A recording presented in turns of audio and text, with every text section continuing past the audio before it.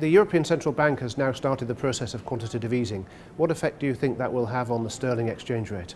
Well, I think obviously one of the key goals of the Eurozone's policy, or the ECB's policy, is to use weakening of the euro to effectively kind of import some inflation and also import demand from the rest of the world. We're in this kind of extraordinary situation where a country like Germany, that's running one of the highest current account surpluses in the world, is now going to be given the benefit of a further 10% depreciation in its exchange rate, which presumably will push up the current account even further. We already have a current account surplus in the Eurozone, but they don't seem to see any alternative as a demand stimulus policy. What it means for the UK, I think, is going to be made more complicated by the election, because in a normal circumstance we would have said that it would put upward pressure on the pound, just as it's certainly going to put much upward pressure on the dollar, because there aren't very many other currencies that the euro can hope to depreciate against that are important enough to its trade.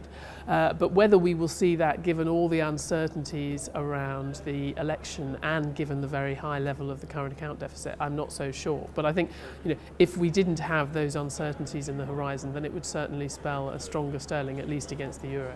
What do you think will happen to the sterling exchange rate in the medium term if the ECB continues to loosen policy and the Bank of England tightens policy and we have an environment of political stability in the UK? Well, I think it is one of the worries. I mean, I wasn't as concerned maybe as some at the appreciation in sterling over the last year or two, because we still were in a situation where our currency was weaker, quite significantly weaker than it had been going into the crisis. And I also just didn't see much alternative in a world where so many countries, if you like, are engaging in currency wars, are trying to depreciate their currency as a demand management tool. But clearly, it wouldn't be positive for our economy, given the imbalances that we already have, to see further upward pressure on the pound. I guess, one of the messages of what I was saying in my talk today is I'm not sure that we should invest a lot of time worrying about that. We should be focused, as we have been in the last few years with our independent monetary authority, on supporting growth in our own economy and accepting the lack of demand in the rest of the world and what that might mean for the shape of our recovery. But it could, of course, work to raise living standards, couldn't it?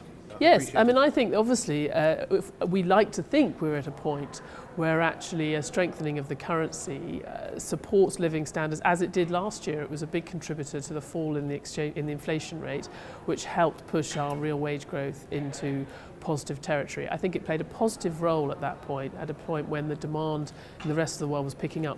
If the demand continues to strengthen in the global economy, I don't think it could be the end of the world to have some upward pressure on currency. But of course, when you're in a situation where you already have such a large current account deficit, it's not something you would necessarily welcome with open arms.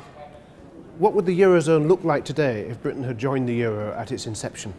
It's an interesting question what the Eurozone would look like. I was never in favour of Britain joining the euro for lots of sound economic reasons, but I have come to think that perhaps it was a mistake, that we should have joined the euro as a service not just to the UK but to the whole of the global economy, because we would almost certainly have blown it up and we would no longer be dealing with the Eurozone, because we would have left long before there was any question of Greece leaving, and our example would have allowed other countries to leave, and it would have been an almighty mess.